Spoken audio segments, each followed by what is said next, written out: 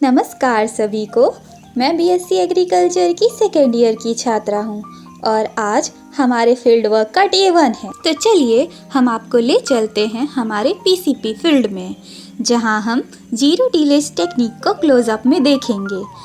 ये एक modern farming technique है जो फार्मिंग में रिवॉल्यूशन ला रही है।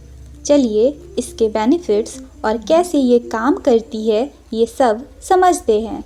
जीरो टिलेज का मतलब है नो प्लॉइंग, यानी खेती के लिए ज़मीन को जुताई की ज़रूरत नहीं होती है।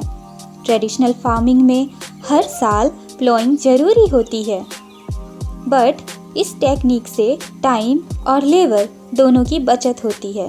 जीरो टिलेज के मेजर बेनिफिट्स ये हैं: सॉइल फर्टिलिटी मेंटेन रहती है, पानी का यूजेज काफ़ी कम होता है, वीड कंट्रोल इजी हो जाता है, फार्मिंग कॉस्ट सिग्निफिकेंटली रिड्यूस हो जाती है और सबसे इम्पॉर्टेंट ये टेक्निक इन्वायरमेंट को भी प्रोटेक्ट करती है।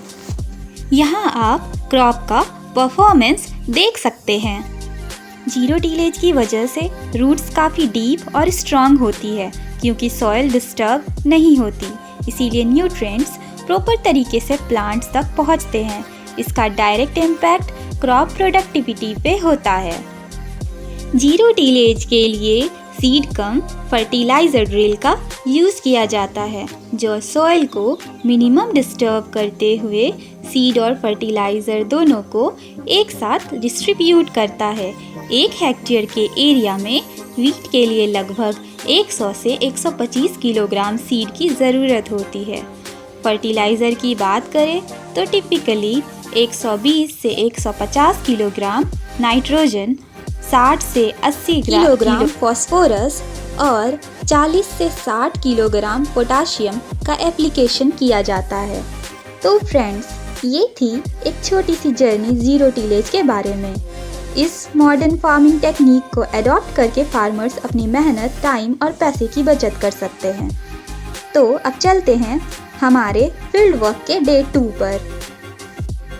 तो इस दिन हमने सीखा कि प्राइमरी टिलेज और सेकेंडरी टिलेज में क्या फ़र्क है।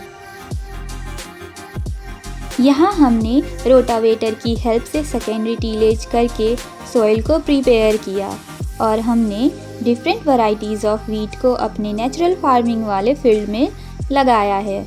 उनमें से कुछ इस प्रकार हैं: UP 262, Shriram 303, HD 1521, HD 2967, K 1006, DBW 187 और भी बहुत सारी मस्टर्ड सीड्स और फ्लैक्स सीड्स की वैरायटीज़ थी, जो कि आप इस वीडियो में देख सकते हैं। इन सब के बीच मेरी प्यारी फ्रेंड को तेज़ धूप परेशान कर रहा था और वो इस धूप से बचने की कोशिश में लगी हुई थी। इसके बाद हमने सीखा सीड को बोने से पहले कैसे कैसे क्या क्या तैयारियां करनी पड़ती है। हमने फिर उसे प्रैक्टिकली भी खुद से करके देखा। हमने वीट के सीड को लगाने के लिए रो टू रो 15 सेंटीमीटर का डिस्टेंस मेंटेन किया। फिर हमने सीड को बोया, फिर फर्टिलाइजर्स और वर्मी कंपोस्ट डाला। आगे और जानने के लिए आप हमारे वीडियो के पार्ट 2 का वेट करें और वीडियो अच्छा लगे तो लाइक एंड सब्सक्राइब करें। धन्यवाद।